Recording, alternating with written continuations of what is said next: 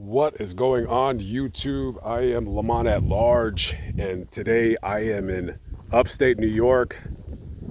I am at the Beardsley Cemetery here in Oxford, New York, and I wanted to quickly show you the grave of one 8-year-old Merrit Beardsley, a very interesting grave with a sad story. So, Merrit was born on February 22nd, 1857. And he came down with a fever, which nowadays is very treatable, simply as easy as going to CVS and getting some Tylenol. But of course, back in those days, we didn't have such modern conveniences as we do now. And he passed away from it on December 15th, 1865. And one of Merritt's final wishes was to have his father put a window in his grave because he was scared of the dark. He was scared to die. That's what he told his father. He said, "Do I have to die? I'm scared to die."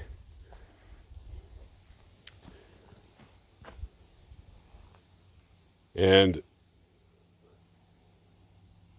Christmas time is for, giving thanks to each other, giving presents, getting presents. And Christmas time that year, 1865, his parents, William and Sarah, had to bury their child. This is little Merritt's tomb. As you can see, it does get quite a few visitors every year. We've left coins right here. You can see toys left right there. And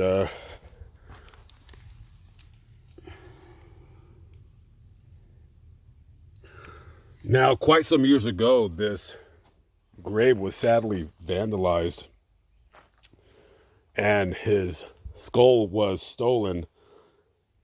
Luckily, however, it was tracked down, and the local idiot who desecrated his grave and stole it was quickly apprehended, and Merritt's skull was recovered and placed back in here. And this grave right here was it sat here vandalized for quite many years until a young man by the name of Stephen Foster, he actually was interested in this story. I believe his grandmother would take him to the cemetery and he would visit this grave, and he wanted to raise the funds to fix it. And he wrote a book about his story, and he sold enough copies to get the money to have it fixed up. So shout out to him. He did a good job with that. And this is the grave here of his parents, William and Sarah. William was a pretty successful businessman. He was a stonemason, and he ran a rock quarry here in town. And one of these graves would be Merritt's little brother. I believe he died when he was practically a baby. That would be William Beardsley Jr. And so a very interesting grave, to say the least, but however, very, very sad. Can you imagine, being this boy's, can you imagine being this boy, like, knowing you're going to die? And, back in those days, we didn't have electricity. Everything was lit by candlelight. So you can imagine, he would be out here at night. There's no electricity, no nothing. And as frightened as he was of the darkness, the next day the sun would always come up and give light to the earth. And, he knew passing along this very cemetery, he would see it at night, and he was scared to be here because he knew when he died, this was where he was going to be.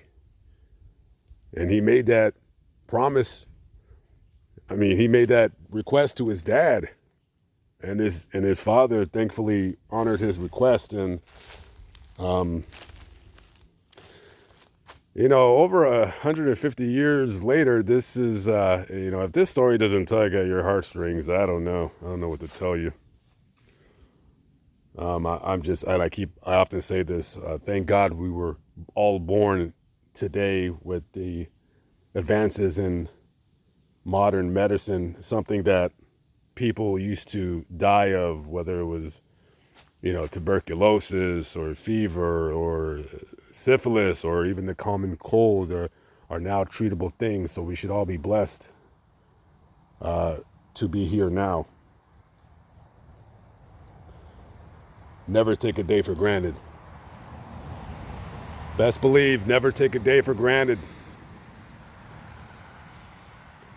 Rest in peace to Merrit Beardsley and his little brother, William Jr., and his parents, William and Sarah. It's quite tragic to lose two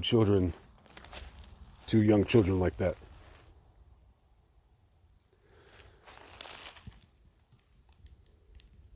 The sun shines on everyone someday, as it does today.